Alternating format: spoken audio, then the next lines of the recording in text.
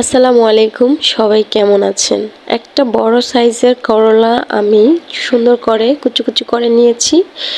এখন এর উপরে দিয়ে দিলাম লবণ, দিয়ে এই করলাটাকে আমি চটকাইয়া একটু মাইখা এটার তিতা ভাবটা উঠায় নিব। অনেকেই করলা ভাজি করলে করলা ভাজি খেতে চায় না বাসার অনেকেই, কারণ ভাজিটা তিতা হয়ে যায়। তো কিভাবে তিতা মুক্ত করলা ভাজি খাওয়া যায় সে প্রচেষ্টাই আজকে আমার করা। তো আমি করলাটা সুন্দর করে কেটে তার উপরে লবণ দিয়ে একটু চটকে এটাকে মাইখা ফ্লাইলে এটা একটু নরম হয়ে যায়, এভাবে তিতাগুলো উঠা যায়। এখন আমি এটা ধুয়ে নিব সুন্দর করে।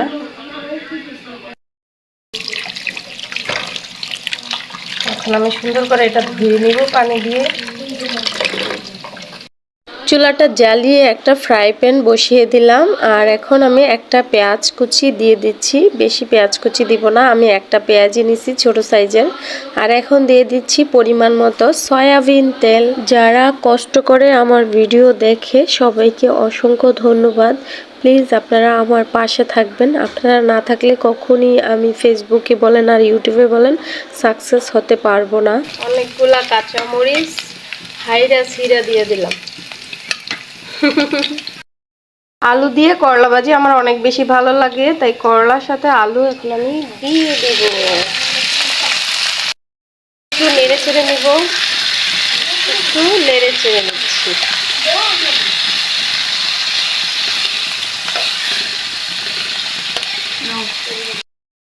এখন দিয়ে দিলাম 1 চামচ লবণ, আবার একটু নেড়ে চেড়ে নিব।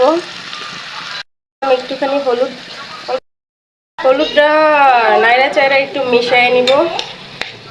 হলুদটা আমি করলা ভাজির সাথে নেড়ে চেড়ে মিশিয়ে নিব। দেখো, আলু দিয়ে করলা ভাজি না আমার অনেক বেশি ভালো লাগে। এই তো দেখো আমার করলা ভাজিটা হয়ে গেছে। দেখো কতটা সুন্দর হয়েছে, একদম পুরো লোভনীয়। দেখছো কতটা হলা হলা পারফেক্ট, দেখছো একদম হলা হলা পারফেক্ট হয়েছে করলা ভাজিটা। কালারটা সেই সুন্দর আসছে। ক্যামেরাতে তেমন একটা হয়তো বোঝা যায় না, আমার মোবাইলের ক্যামেরাটা তেমন ভালো না এই জন্য, কিন্তু সত্যি এটা অসাধারণ ছিল। এই দেখো আলুটা কতটা নরম হয়ে গেছে, কলাটাও একদম পারফেক্ট সিদ্ধ হয়েছে। দেখছো, এই ছিল আজকে আমার সিম্পলি ব্লগ।